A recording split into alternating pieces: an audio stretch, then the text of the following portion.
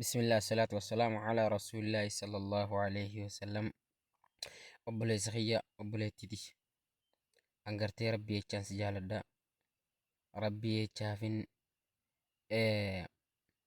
gartee laa ilaaha illallah dha jechaafin si jaaladha. Maaliif jennaan ergamaan allaha sallallahu alaihi wasallam hoggoonii fi dubbatan addiinu nasihaa jaanii diiniin islaamaa kunii nasihaadhaa jedha duuba. Maaliif jennaan eenyuf nasihaa yaadan jennaani lillaahi walirasuulihi allahaa fi ergama allahaatiif kitaabbotii allahaatiif ulamaa'iidhaaf wallaalaadhaaf kana hundaa fi nasihaa yaadanii jedhu. Allahaaf akkamitti nasihaa yaadanii jennaan qawlii allahaa jala deemuudhaan waan kaaliqni je'e godhuudhaan waan inni itti ajaje cufa dalaguudhaan ammallee manhiyyaata isaa waan inni irraa dhoorge hunda irraa dhoorgamuudhaani nasihaa allaha yaaduu jedhamti. Ergama allahatiif yoo akkamitti nasihaa yaadan yoo dhiro ergama allahatiif qooda kaayudha. Ergamaan allahaa nabi muhammad sallallahu alaihi wasallam nuti gartee zamana isaanii san zamana isaa san jiraachuullee baannu zamana kana gartee rabbiin nuun jaalate nutilleen silaa gartee zamanuma isaanii san jiraachuu jaalanna duuba silaa kana waan ta'eef gurraan dhageenyee itti amanuudha.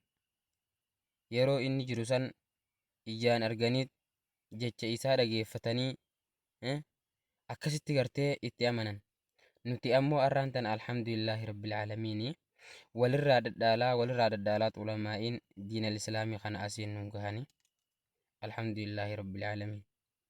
Silaa gartee rabbiin nabi muhammad nu erguu baatee dukkana jaahiliyyummaa dukkana akka gartee qureeshiin mushriktoonni makkaa keessa turanii san keessa akka jirru yaadadhu obboleessaayi. Akkasitti gartee saniifuu nasihaan asirratti gartee walii yaaduu qabnu. Nutiin kun gartee eega addunyaa tanarra jiraanne namni jiru addunyaa tanarra jiru arran du'a moo baruun du'aa hin beeku. Kana waan ta'eef arraan tana dhiiroo khayrii hagam takka dalagan jechuu if laaluun bareedaadha. Dhiiroo aniin kun duuba yoo duuti tiyya edana taate waanin dabarfadde waanin akhiraa tiyyaa dabarfadde niin qabaa dhiiroo jedhaniif qoratun. Addunyaan dalagadhee qabu niin qaba. Eegan addunyaa dalagadhee qabu hin qabaatin dhiiroo akhiraa dalagadhee niin qaba jennee of qorachuun irratti dirqama obboleeyyan kiyya. Maaliif jennaan nutiin kun ruuhiin teenya harka haaliqaa jirti. Yoo akka tasaa gartee duuti nutti kadhuftu taate nuu gartee feemasummaa gartee tiktooka haaliqa irratti feemasummaa dhiifnee tiktooka ilma namaa irratti feesbuuka ilma namaa irratti feemasummaa barbaadaa jirra. Silaa nuti gartee feemasummaa ka barbaaduu qabnu feesbuuka allaha irratti yuutuubaa fi gartee tiktooka ka allaha san irratti feemasummaa barbaaduudha qabna malee laa'ikii fi sheerii fooloorsii barbaaduudhaaf jecha ibaadaan haaliqaa nu dabraa jirtu obboleeyyan kiyya. يوم لا ينفع مال ولا بنون إلا من أتى الله بقلب سليم. guyyaa saniitu jechuudha nu afata. Kana waan ta'eef obboleessa kiyya obboleettii tiyya ta viidiyoon tiyya sun si bira geessee viidiyoo tiyya tana gartee nama hunda biraan naa gahaadhaa. Rabbi umrii isin haa dheereessuu. Addunyaa teessa rabbi isin haa tolchuu. Akhiraa teessanis rabbiin isiniif haa tolchuu. Jajjabaadhaadhaa. Tiktookiin isin hin daginii. Saahibni akka maleedhaa isin hin daginii. Feesbuukni isin hin daginii. Taqwaa haaliqaa qabaachuun nurratti dirqama. Irra guddaan gartee wanni namni sinqii godhatee addunyaa tanarrattis jiraatun akhirattis gartee jiruu bareedduu ittiin jiraatun maali yoon isin jeenaaf deebisuu ni dandeessa. Taqwaa haaliqaati duuba. Taqwaa haaliqaati. yoo xiqqaatte quraana haaliqaallee gujjatti aliif baataa saa hanga kana baradhu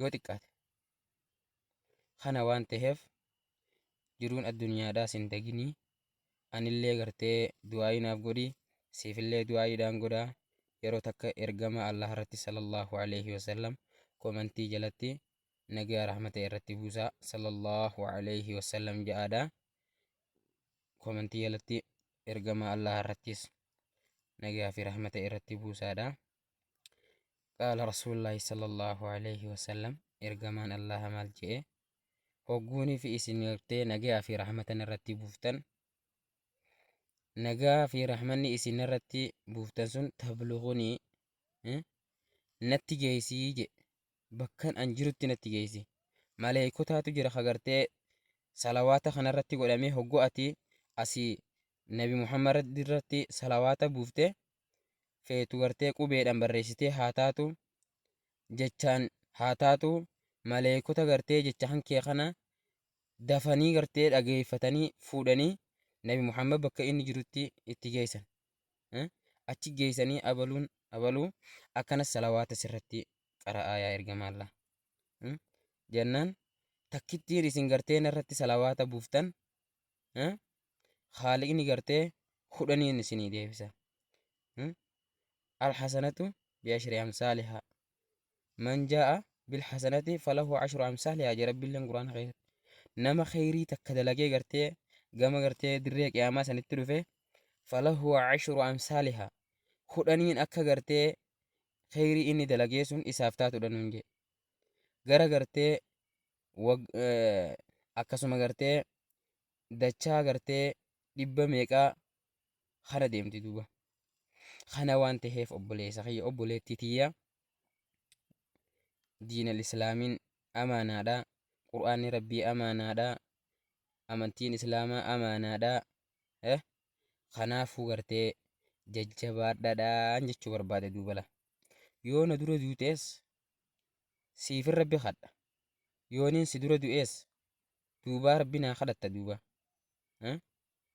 eega tana waan taateef namni gartee gaafa jiru waa takka waliif hin godhin gaafa du'ellee waa walii godhuu hin danda'u kana waan ta'eef maasha Allah assalaamu alaikum warahmatullaahi wabarakaatuhu nagaan turaadha viidiyoon kiyyatun vaayiraala bahuudha qabdiin isiniin jaha obboleeyyan kiyyaa nagaan naa turaadha nageenyi rabbii isin irra haa jiraatu